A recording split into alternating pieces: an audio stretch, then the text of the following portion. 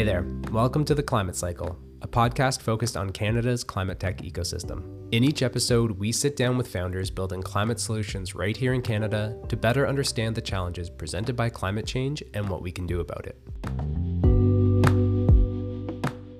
In today's episode, we're joined by Paul Sehr. Paul is the co-founder of Jouleia, a new home modernization platform. Jouleia aims to simplify the home retrofit process with a suite of free resources and their home expert service, which handles the complicated research and planning process while connecting homeowners with contractors and financing options. Paul is a serial entrepreneur, having previously co-founded and run technology at FinanceIt, which was acquired and is now Canada's largest home improvement lender. He has a technical background with extensive executive experience in the fintech and home improvement sectors. In my conversation with Paul, we cover why he decided to start Jouleia after modernizing his own home, why climate-smart homes can also be more comfortable and healthier, some common misconceptions about heat pumps in cold climates, the lessons he's bringing from his time at FinanceIt, the road to product market fit, and a whole lot more.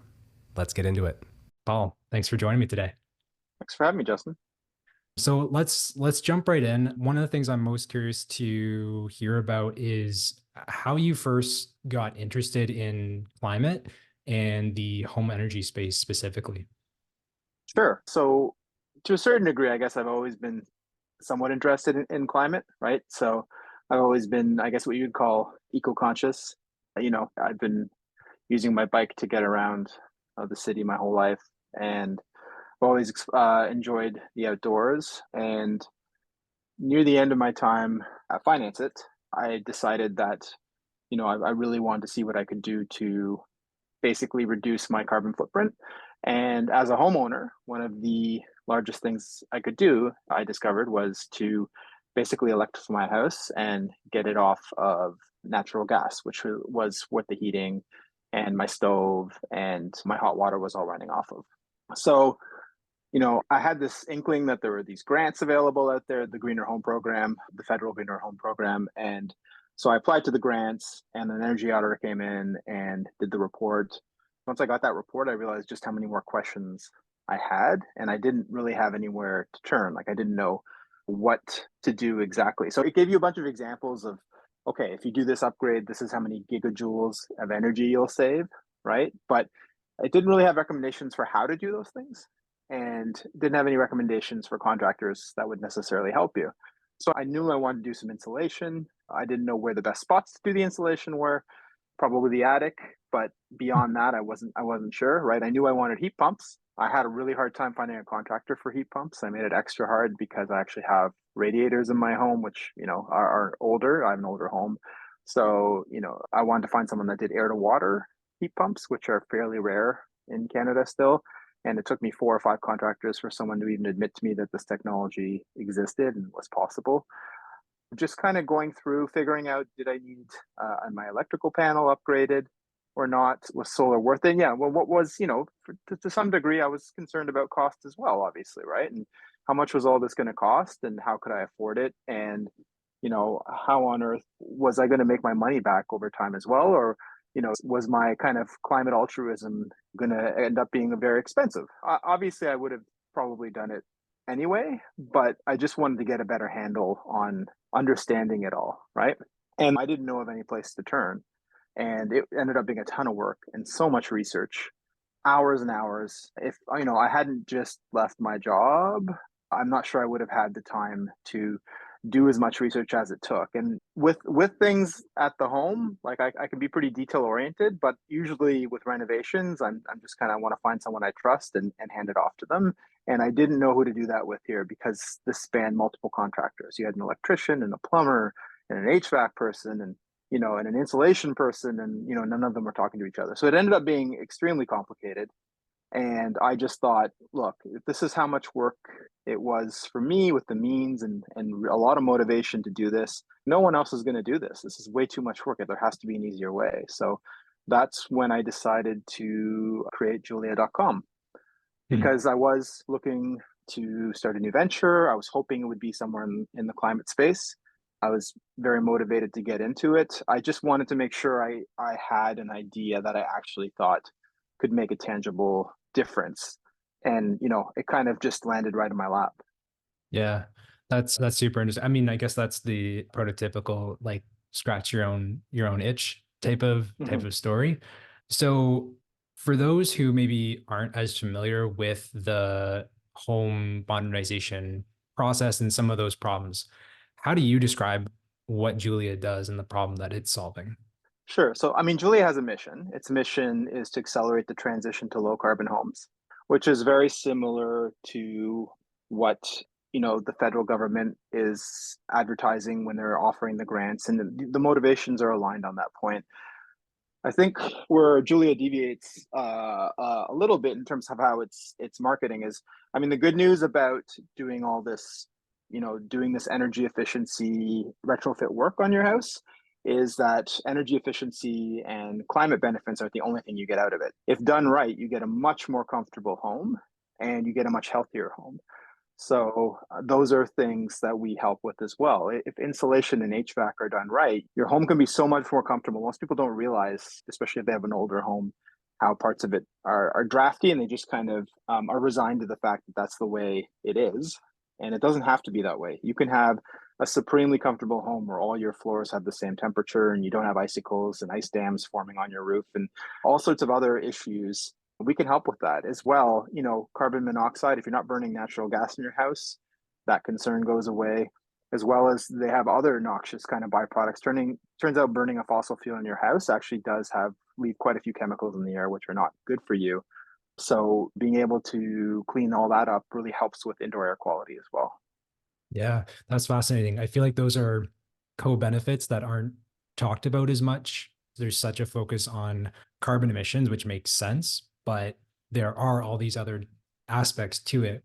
It's interesting when you have this focus on efficiency and climate, these other things kind of come along with it. Right. I mean, there's the cost savings as well. Unless you're on oil or propane, which some people are, you're rarely going to like have a material impact in your savings, unless perhaps if you're low income and that type of budget, your utilities are eating up a large part of your budget, can have a material impact on your life. But for, I think the average middle class homeowner, you won't notice it that much, but you will save money. Like you absolutely will. And a lot of what you spent upfront will come back. If you live in the house 5 to 8 years, those savings will accumulate and become material. Right. So maybe just going back to discovering this problem, can you tell me a little bit about how you got the conviction that this was something? I've talked to people over the past year or so that want to jump into climate, are exploring different solutions, but I find that conviction piece is a challenge. So what did that process look like for you? Yeah. So, I mean, I just started talking to people. First, I found some friends. I have a couple connections who were like in the Ministry of Energy in Ontario and stuff and had been around this stuff their whole life, had worked in energy efficiency companies before. And, I asked them for references. Who should I be talking to about this stuff?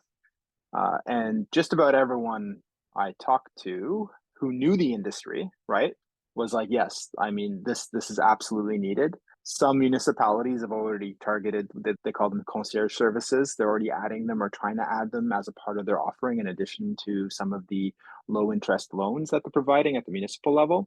So this was kind of like, it wasn't like I'm the first person to ever come up with this idea. And looking around a bit, there are some companies in the US that have been around 10 plus years that have been kind of putting this all together at various levels, and they've gained massive traction and raised a lot in funding and are really scaling it out at a big scale now. And there's a whole bunch of newer entrants too, whose marketing is more targeted towards electrification. So, there were a lot of companies in the US I saw, and there are some in Europe I've discovered since as well that are kind of looking at it at this holistic kind of start to finish whole package rather than like piecemeal upgrade by upgrade.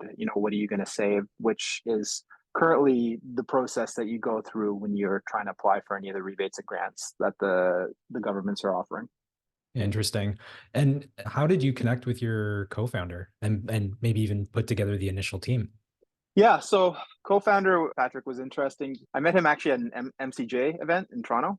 Oh, no way. So yeah, so My Climate Journey, if you're not familiar, is kind of an organization that connects people who are interested in climate. And The Toronto chapter was running events, and we connected at one point in an event and just got along well. He had an interesting kind of background that complemented mine well in different ways. And it was maybe 6 months from when we first met to like us realizing that maybe Patrick should come on board and join, and we can run this thing together. So yeah. And then we have Drew, who is our building scientist, and he is probably, I like to tell people he's the most important person in the company because he is the guy who has been in hundreds of homes. I have read a ton of books, and I'm very, I guess, book smart when it comes to building science at this point, but I don't have any of the practical experience, which really, I think when you get someone in your home, you want someone with practical experience. So our building science department is set up by Drew, who's a licensed energy advisor, been in hundreds of homes, and really knows this topic inside out and has seen all the funny things that go on when you're talking about residential retrofits and encountering things in homes. So him and his team are definitely the ones you want looking after your home. And then finally, we have a product guy, Matt, as well. Matt kind of came to us because he was founding the same company, basically. And he heard about what I was doing. And he just said, "You're doing everything I had envisioned. So let's just join forces." And that's the kind of team that we have today, the four of us. That's awesome. That's a great story. You mentioned the building scientist. So this was a term I'd never really come across until I heard about Jouleia. I definitely saw throughout the website and the founding story, there's this focus on a really holistic approach. And you're calling it home modernization, not electrification. For someone who knows very little, what is building science? What separates it from other approaches? And yeah, Julia's holistic approach. Yeah. So, I mean, building science, really, it's honestly a thing that got pioneered in Canada. Canada can claim building science as being the innovators in this space. To get into building science, okay, I'll give you the like dictionary definition first, and Perfect. then we'll go from there. So building science, it's a field of knowledge that draws on physics, chemistry, engineering, architecture, and life sciences. It's understanding the physical behavior of the building as a system and how this impacts energy efficiency, durability, comfort, indoor air quality, and is essential to innovating high performance buildings. Okay. So first thing in there to understand is building as a system. Okay. And this is a key concept for building a science and why it is a science and why it's complicated. So your insulation or your building envelope and the way it interacts with your HVAC, is kind of the key to why your house, how it works, why certain rooms are colder or hotter than others, how everything is put together, right? And each one affects the other. So if you change one thing in one room, it could have an impact throughout the whole house because it's a system of systems. So it's a little bit like, not as complicated, but it's a little bit like the human body, right? Like you can do one thing in one area and it can eventually impact everything else everywhere else. And with building science, it's studying the movement of air and the pressure differential between outside and inside, whether that's wind, it's the envelope and whether it's allowing anything coming in or out. And it's HVAC. Is it how hard, are you overheating the house? So most traditionally HVAC, like furnaces, gas furnaces and others, are oversized, meaning that they're too powerful for the house they're in. And there's historical reasons for this, like going back to like 1930s. Basically, they've always done it that way. They've oversized, the size of your furnaces, etc. And basically it blasts and overheats for 10 minutes and then it just shuts off. Whereas what heat pumps are doing now is they're kind of modulating. They're not going all the way to 100% or 0%. They're intelligent enough. If you get a variable speed heat pump, which is what you should be getting, and what we help you find, basically it kind of ramps up and down and is more even. So it's the difference. Like if you want, I don't know, if you want the shower analogy, it's like trying to stay comfortable by pouring a bucket over your head versus a nice smooth shower, right? And that's how most heating and cooling is working today. And by installing it right, getting your duct sizing right, so the pressure is right and it's able to push through the whole system and they're clean and everything else. These are all like essential components of really getting your whole house temperature and feel to be even and comfortable throughout. And then you pair that with the insulation, and these are the things that all kind of work together. Physics, chemistry, engineering, and architecture. They're all melding together and looking at it big picture to really solve the types of problems that we describe that people have when you talk about comfort issues in your home. Yeah, that is fascinating. There's like 3 to 10 layers there that I never would have thought about. Things like duct size. Like once you say it and the pressure and how things move, it makes a lot of sense. But for someone not in the industry, a duct is a duct theoretically, but it absolutely isn't. It seems to me like the Canadian market has some key differences versus a US market. One of them being we are further north. There is more time of the year where we have cold temperatures. I guess that's one of the big, I don't know if a debate is the right word, but a lot of conversation right now around heat pumps in Canada and in colder climates. Oh, yeah, so absolutely. So, I mean, and all that's specced out, like each heat pump has what is called COP, a coefficient of performance, and they get less efficient the colder it gets. But the good ones now are almost 100% efficient down to minus 15 at this point, which means that they're still 300 to 400 times more efficient than gas, right? Than a gas furnace. Gas furnaces are 98% efficient. A heat pump is 300 to 400% efficient in terms of turning energy into heat for your home. The reason for that, so heat pumps work because they don't create heat. You're not burning something for heat. It's not like or an electrical resistance where you're just literally using electricity to create heat. What you're doing is you're using electricity to transfer heat. So it's pulling heat out of the air outside into your home. And it uses the electricity you give it to do that heat transfer. And you can do that more efficiently than 100%. That's why heat pumps are so great, because they take so much less energy to produce heat. That also makes them competitive in most of Canada price-wise, because electricity is more expensive than, say, natural gas in most of Canada. But the heat pump is so much more efficient that it almost negates that advantage of cost that natural gas has in most of Canada. And there are exceptions, and you can go to Jouleia.com and look at our heat pump calculator to see if it applies for where you live. But I can say from just about all of Ontario, it's pretty close to break even. And some other places like Quebec, you're way ahead because their electricity is so cheap there. Right. That's wild. I didn't know that the efficiency was that, like there was that much of a gap compared to some other methods. In your launch post for Jouleia, you mentioned 18% of Canada's emissions come from residential homes. And I think right now we need to retrofit something like 10 million buildings. I don't know if all of those are residential, but we're doing less than 1%, something like that every year. How do you think about this problem and some of the key barriers? We kind of touched on cost, and I think a lot of attention is being paid there with government funding. Inflation is maybe making that a bit more challenging, but what do you see as kind of the main barriers or challenges to tackling that retrofit backlog? For sure, number one is probably affordability, and heat pumps are absolutely probably the place you should focus the most, because they're usually represent 50-60% of your energy usage in your home. Whatever is heating your home is by far like the number one energy user. So it's a good place to focus because it's the biggest. All of the rebates and grants, they can be really complicated to navigate. Like, for instance, when you get a HER Plus program in Ontario or a Greener Homes or whatever it is, they will like literally specify the model number of heat pump that you have to have installed in order to qualify for rebate. So you got to be aware of all these things and be combing through it. And, it's not simple, and you get the money at the end, and you might be doing renovations, like piecemeal insulation here, a heat pump there. It might take you 12 months, 18 months. So you got to put that cash out as you're purchasing, but it can be a lot of money to hold out until finally that grant money starts coming back in, right? And there's loans available at the municipal level that are really low interest.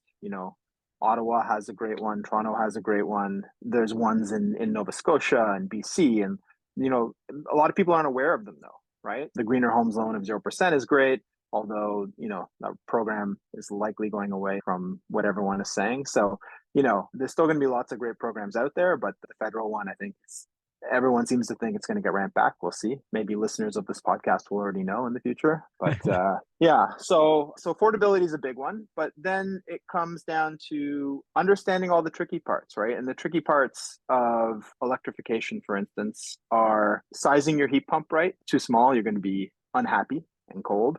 If it's too big, it will have some of the same comfort issues, and it's going to cycle more quickly, turn on and off, which kind of wears out the equipment quicker. And basically, if you want it to last through all the way through it's what it should, which is about 15, 20 years, then you want to right size it.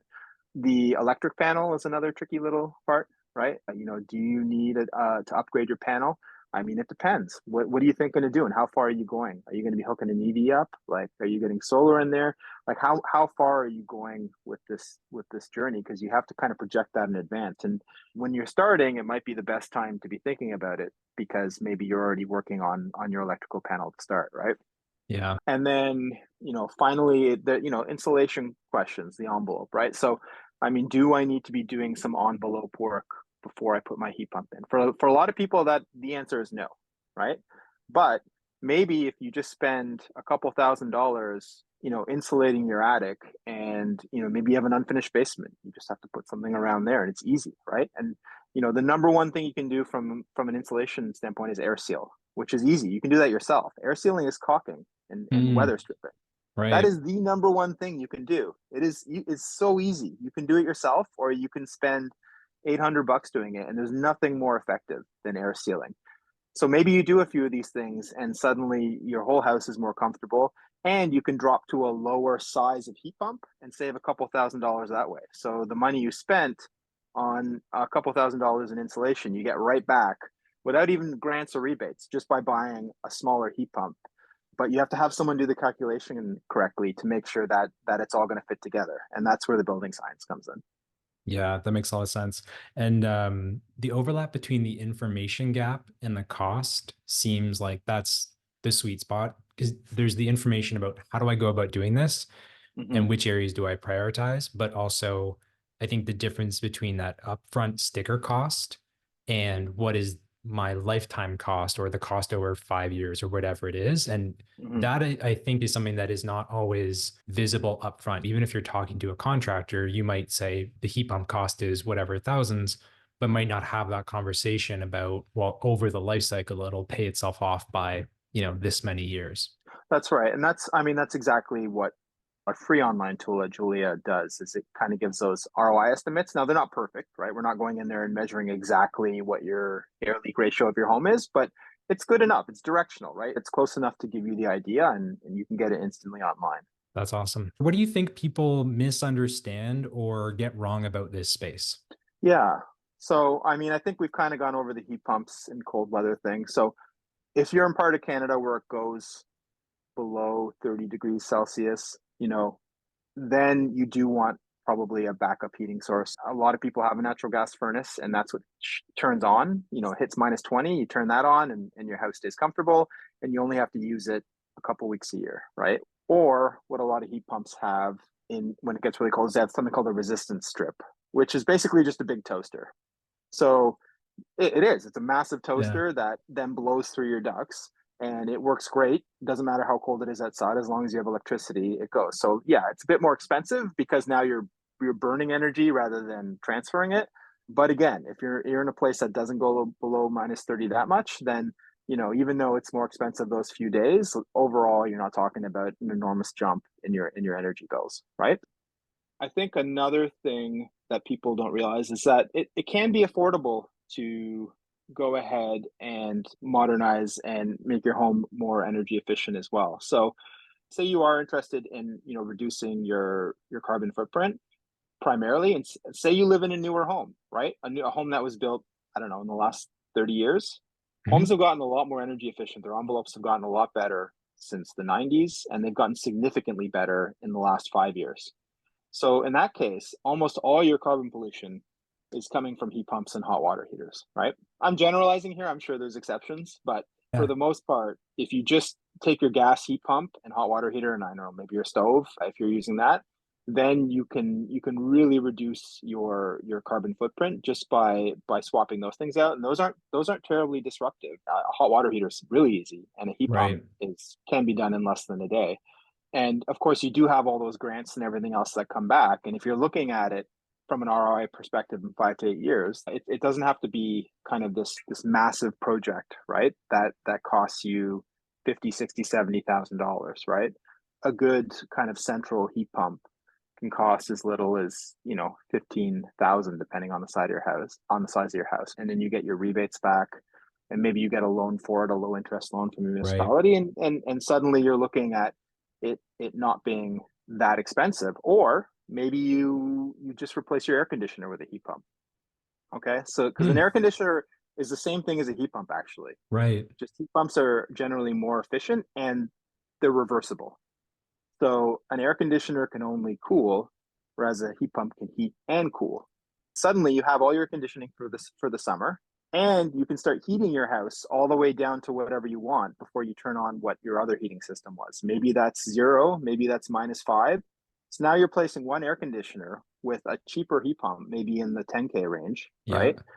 And now you have shoulder season heat as well from your heat pump, which would also have a massive impact on your, well, not, it'd have a big impact on your carbon savings. So, Yeah, yeah. No, that's super interesting because I would imagine if you look at the distribution of how many days are, -15, it's probably a chunk of the year. But if you mhm, have those solid shoulders that are powered by a heat pump, almost like changes the dynamic of how instead of thinking about heating and cooling, it kind mhm. of is a bit of a blend of both. Yeah, and even like envelope work, insulation work, like say your house isn't super tight already because it's not so new, or there's some other issue, which is always Hmm. possible. So, just topping up an attic is easy, right? That's done all the time. I mean, everyone knows that that's probably the quickest, easiest thing. Like I said, air sealing is an even bigger win. If you Yeah. can get someone to air seal, do it yourself or hire someone to do it. They'll take them 4 hours. They'll go around. They'll caulk your house. It's fantastic. It's quick. It's cheap. If you have an unfinished basement, that's easy to do, right? Insulation gets a bit more disruptive if you start talking about if you have a finished basement and you want to do that, or if you want to do your exterior walls somehow. Then it gets a little more disruptive. But simple things like if you have an unfinished attic or unfinished basement, or you want to air seal, those are all wins too that can bring kind of your costs way down, and they don't have to be that disruptive or expensive. Yeah, yeah. That's interesting. So that was a misunderstanding. One more is I don't think people realize how much carbon they can save. So, say a house like mine, when I did my energy audit, they told me I could save 150 gigajoules of natural gas if I did all the upgrades. Now I know that's meaningless, right? So Okay. that translates to 7.5 or 7.6 tons of carbon annually, which is equivalent to 35 flights from Toronto to Winnipeg. Wow. So 35 flights, that's every year you have reduced your carbon output by that much. Even if your house isn't as old and, leaky as mine, and you do 50 gigajoules instead of 150 or whatever they're suggesting, like you're talking about a pretty big impact. So, Yeah. Yeah, for sure. And thinking about, I mean, flying less and all of that gets a lot of attention or airtime mhm, because it's something to sacrifice. And that's one of the dominant narratives in climate is you have to give things up, but mhm. you can focus that same attention to your home heating and have probably a bigger effect unless you're actually flying 35 times a year, which most people are not. Most people aren't. Cool. One thing I was super curious about. So, from your time at FinanceIt, you have a ton of experience with the financing of home improvements, and this is very like analogous. What Mhm. were some of your biggest learnings from FinanceIt that you're applying now? For sure. So, look, I mean, FinanceIt, I guess for those that don't know, I co-founded that back in 2010.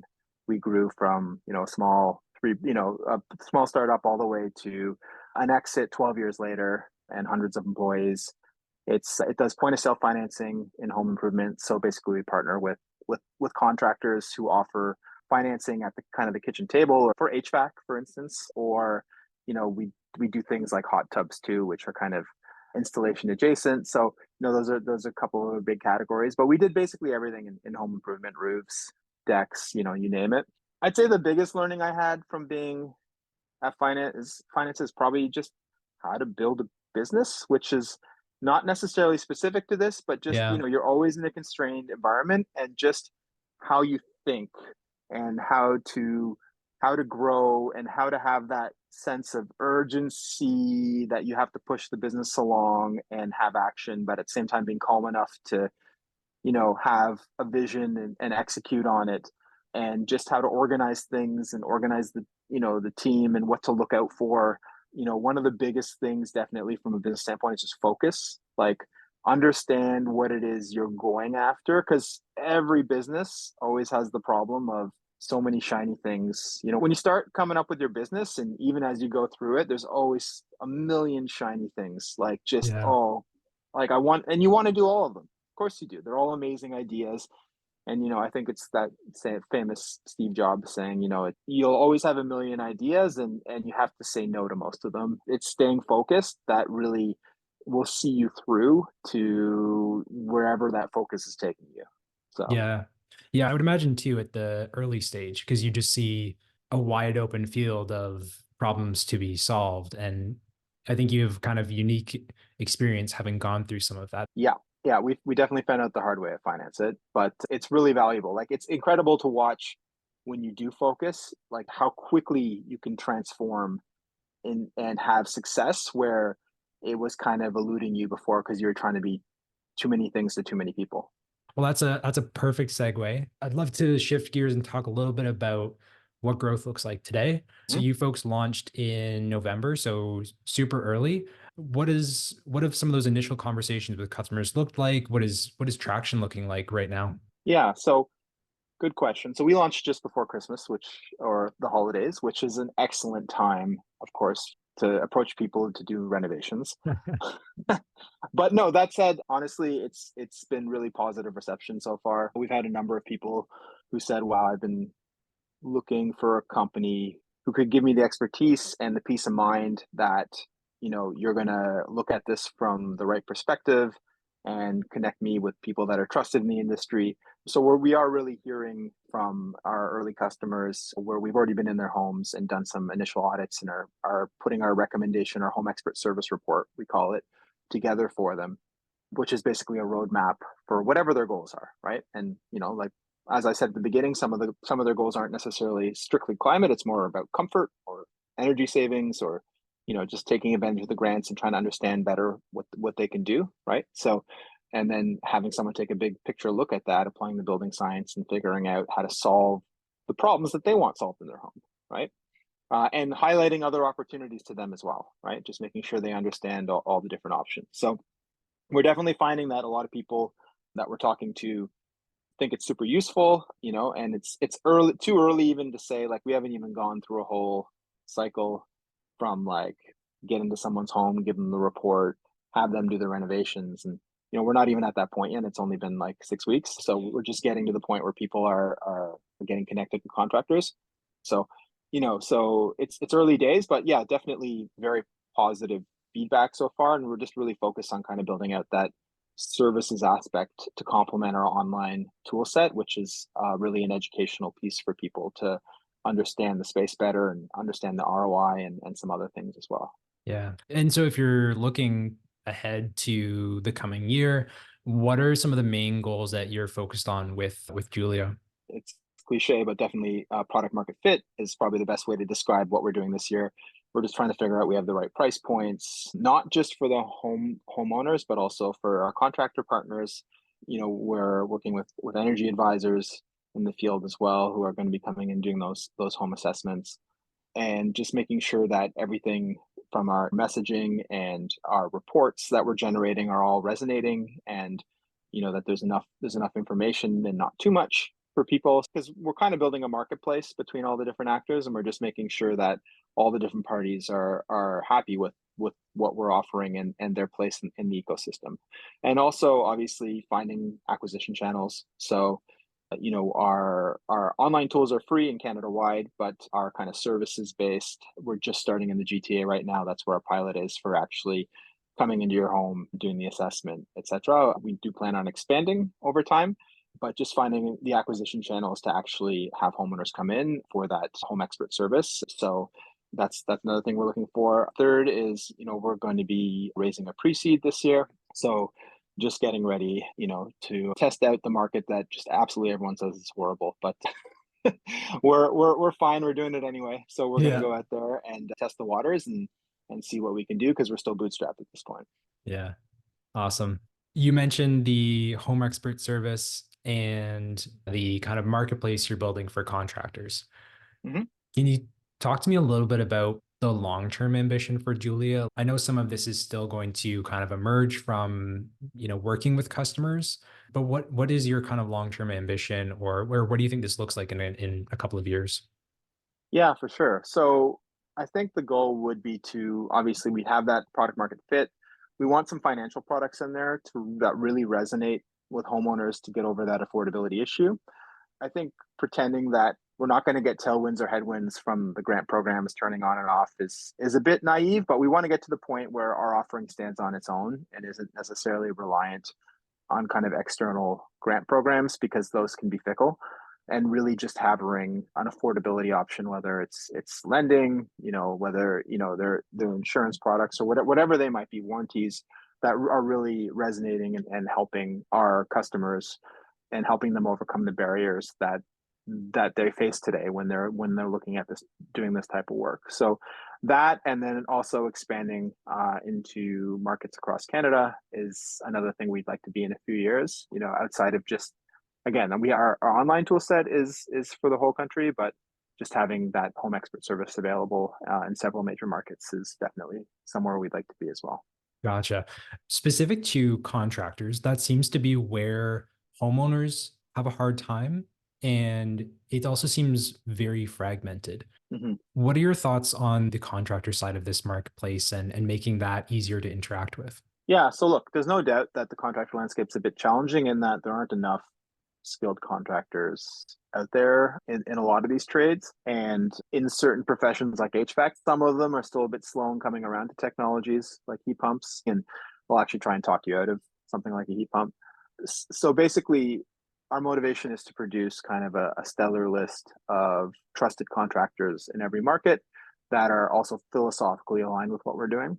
So we're not going to get you an HVAC contractor who's going to sit down with you and say, you know what, this is a waste of time. You should just install a new gas furnace anyway. It'll take 2 hours and be half the cost. Don't even think about anything else, right? So Yeah. so just basically curating a list of contractors across Canada who are really aligned with where we're going in the future. Like I honestly believe that this is where things are headed, and we're happy to help out with other modern technologies like batteries, solar, etc. I mean, those are all part of our toolkit.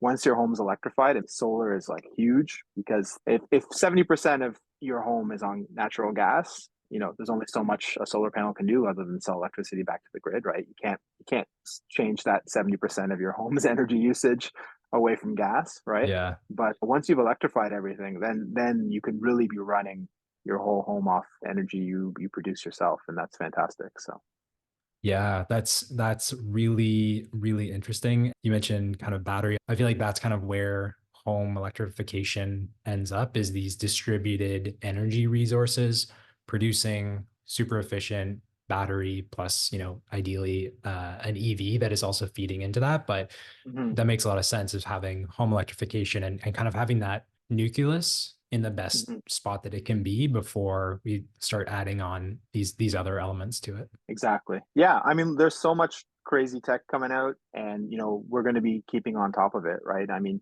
right now they're even saying that your car's batteries are going to be able to be reversible, and if you have any issues or need power for any reason, you just plug your car in and it powers your house for a day or something like that. And apparently, that's no problem for a car. So, like these technologies exist. They're just very nascent right now, and it'll be interesting to see what takes off and becomes popular and common versus which ideas just kind of are good but fizzle out. Yeah, for sure. Are there any other trends like that that you're particularly interested in or excited about? Yeah, so look, I mean, I think one exciting thing is heat pumps technology is getting so much better, and there are new startups in the space that are trying to make them easier to install. So because right now what they have, these refrigerant lines that run outside, which is they're they're the things that basically can extract heat from -30, because the refrigerants are even colder than -30.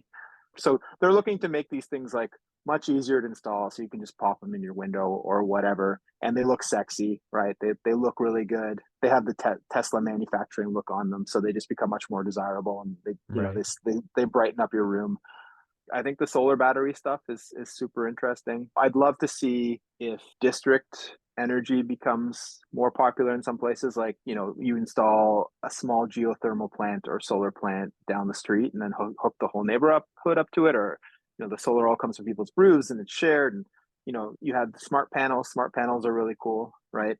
They can kind of manage your home's electricity distribution much more intelligently and handle the things like you have energy coming in from your panel and energy coming in from your car. And it's just basically being able to handle the multi micro nodal like electricity generation of future and distribute it properly within your house, like on demand, and handle things like when there's too much load on one breaker, like being able to auto shut things off. And you can monitor these things so much better too. There's all this interesting monitoring tech that's coming out, so you can really understand where your house is using energy and everything else. And like I don't know if that's going to become interesting to people who aren't like geeks about Yeah. or just like obsessive about saving every cent in their house. Yeah. But I think a lot of them can become extremely useful to people. So Yeah, yeah, absolutely. Yeah, I think the idea of more insights into your home and where energy is going and temperature and all of that, I think is super interesting. You're based in Toronto. One of the things I've been thinking about a lot and really seems to have a lot more energy around it is the local tech ecosystem, whether it's meetups or I think part of that is, coming out of COVID. But I'd love to get your perspective on, what your experience has been like either now or historically with the Toronto ecosystem, but just Canadian tech more broadly and your experience working with angels, accelerators, et cetera. yeah, I mean, Toronto specifically, I mean, it's grown massively since, because I've been kicking around the Toronto scene since, I don't know, since the dot-com bust. So a long time. So basically, it's been fascinating to watch it grow. I mean, the whole kind of tech world has changed. Like, people didn't used to talk about startups as much in the early 2000s either. Like, it was kind of the dot-com boom that kicked it off, and then it turned into a thing. But there still weren't that many meetups and stuff, unless they were around like specific, you know, I guess programming languages or something like that. And then, to see it grow to, when you have organizations like TechTO now, filling 1,000-person like auditoriums and giving talks about it. And you see all the big conferences that are here, et cetera. On the VC and angel side, like the Canadian scene is still, it's grown tremendously, but it's still not, I wouldn't say it's huge yet. You do see founders here still have to also kind of be looking towards the US when they're raising here. But the good news is that the whole world knows that the Greater Toronto Area is a fantastic tech hub, and everyone is looking here. And like, I mean, the secret's pretty much out, right? So everyone knows that it's between Toronto and Waterloo. It's just a great corridor, and there's just a ton of interest and investment here from the whole world. So it's been really interesting to see tech go from kind of a niche neckbeard type thing 20 years ago to like now it's just literally one of the mainstays of the kind of work ecosystem around here. So Yeah, absolutely. Is there anything that you'd love to see more of in the space? You mentioned kind of VC angel activity. I don't know if there's like government programs or more supports you'd like to see, but anything you'd like on your wish list. I would like to see people believe and bet like more Canadian investors to really step up and believe in Canadian companies or any companies, and just lead investments. I find it's harder to find people that will lead investments in the ecosystem versus once you have a lead, they'll kind of just jump on. So it would be really nice to see a little more of that, just a little more faith that, because I think you have a lot of experienced people here who have been through it before, Shopify alums, people like myself that have already that experience and have kind of that startup experience under their belt. And, there's the experience is there, you just kind of have to take a chance on it. So Yeah, love that. Yeah, I think so much of that is the opportunities are there. You have to make the bet and back people that are here and doing incredible things. exactly. Yeah. Well, Paul, you've been super generous with your time. And before we close, I just wanted to hit you with a few rapid fire questions. So the Sure. first, What's a piece of advice you would give someone who wants to switch into climate but hasn't made the jump yet? I would do an honest assessment of maybe your strengths and what you're good at. And you don't necessarily need the subject matter expertise per se if you're thinking of founding the company yourself, but it's really helpful to find someone and pair up with someone that does, right? So, it'll just accelerate things. You can learn things through books in the hard way, of course, but it's a lot more helpful if you do kind of pair up and take your skills and pair them with someone who has those kind of specific industry skills in the climate world and build something amazing and to go in there and do it. So how do you convince someone like that to do it? For me, I just started building. So I was leveraging things that, look, from my past experience, I have a network now. Obviously, I know the fintech and home improvement industries pretty well, which are a pretty big part of Jouleia as well. The building science was new to me. So I am leveraging kind of a lot of my strengths there, but, to partner with someone who was in building science, I just started building. And once I had something to show, and I just started putting in, going on Slack channels, learning, helping, doing whatever I could for months. And, eventually I guess just built enough credibility that I was doing something real, that I was fortunate enough to, be able to partner with someone who did know the industry really well. So. Yeah, cool. That makes a ton of sense. I like the building something. It kind of shows I'm not just talking about it. There's something going on here. Yeah, people like seeing things. I mean, talk and ideas are pretty easy. And for me, like, it was also an educational experience. I was like, I'm going to learn while I'm building this, because the topic is something new to me. And if I'm putting it out there to the world, I'm going to have to learn it well, or I'll make a fool out of myself. So. Right. Okay. What's a book, podcast, or newsletter that you love and would recommend to folks? On the kind of clean energy side, I think there's an online newspaper called Canary Media that does clean energy journalism. If you're interested kind of in this clean energy space, everything like, whether it's solar or district energy, or they're just doing some great stuff in there. And they write a lot about specifically kind of the energy efficiency, like electrification of homes space a lot. Really great publication on that end. For kind of company building, it's more of a management book than it is a startup book, but I do like High Output Management by Andy Grove. I just like the way it's written and how he thinks. I mean, I think it's a pretty common one for people to reference in the tech startup world. Andy Grove was the CEO of Intel for decades. Mm-hmm. He just kind of wrote how he organized the company, how he thought of it. He came up with some innovative business methods. It's like a problem solving book, really. It's about how do you approach building a business from a problem solving aspect, and it's really well written. Yeah, love that. I think that's one of the most information dense books and the most actionable like business books that's out there. And finally, where can people find you, and do you have any ask for the folks that are listening? Yeah, you can find me, Paul at jouleia.com, jouleia.com. Just send me an email. You can find me on LinkedIn as well, Paul Sehr, Sehr. Feel free to connect. And if you're curious about, home electrification or modernizing your home or anything we talked about, or you know people that do, and whether you realize that you have some comfort problems that suddenly you're like, hey, maybe I can do something about this, or you do want to electrify and you really are motivated by the being able to cut your carbon emissions by a huge amount. If you're lucky enough to be a homeowner, it's probably one of the biggest impact things you can do in terms of just like passively, once it's done, you just start saving. I'm happy to talk with anyone about it and help guide them through it. Paul. We got 10 million homes to do in Canada. We got a lot of work to do. All right, Paul, thanks so much for your time today. Really appreciate it. Thanks, Justin. Really appreciate it too. Take care.